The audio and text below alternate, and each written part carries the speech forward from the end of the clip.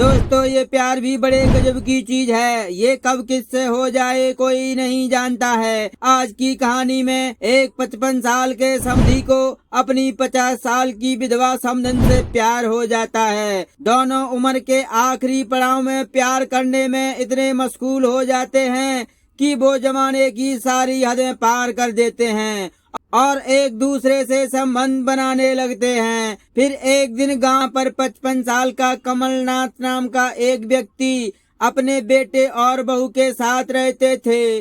कमलनाथ की पत्नी की मृत्यु हो गई थी। वो अपनी जिंदगी के बचे हुए दिन बड़े ही चैन और सुकून से काट रहे थे। एक बार उनकी बहू गर्भवती हो जाती है तो घर में देखभाल करने वाला कोई नहीं था, इसलिए उनका बेटा अपनी सास को अपनी पत्नी की देखभाल करने के लिए अपने घर ले आता है।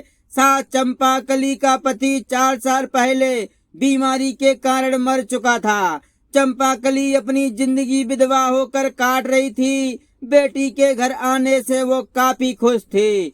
चंपाकली सभी घर वालों का अच्छी तरह से ख्याल रखती थी और अपनी विधवा बेटी का भी पूरा ध्यान रखती थी। उसे किसी प्रकार की कोई परेशानी नहीं होने देती थी। उसको आए हुए अभी 4-5 दिन ही बीते थे तो एक दिन उसका दामाद अपनी पत्नी को लेकर डॉक्टर के पास चेकअप कराने चला गया था।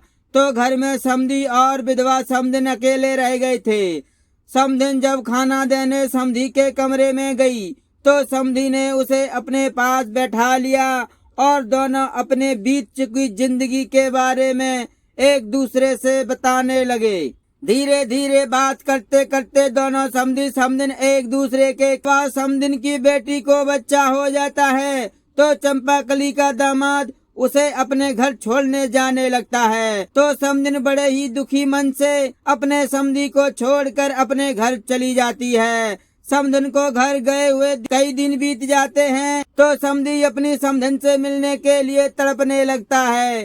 फिर एक दिन समधी समधन के घर किसी काम का बहाना लेकर पहुंच जाता है तो समधन अपने समधी को इतने दिनों बाद देखकर अति उत्साहित हो जाती है और शाम को उसके लिए बढ़िया खाना पीना बनाती है। फिर खाना खाकर जब घर के सभी लोग सो जाते हैं तो समधन अपने जिगर के छल्ले समधी के कमरे में पहुंच जाती है।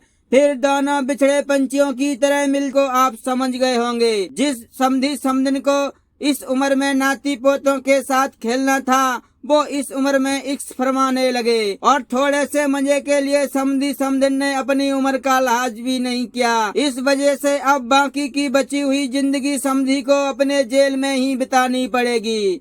दोस्तों इसीलिए मैं कहता हूँ अवैध संबंध हमेशा खतरनाक होते हैं, इनसे हमेशा दूरी बनाए रखना चाहिए। दोस्तों मिलेंगे फिर किसी एक नई कहानी के साथ, तब तक के लिए नमस्कार।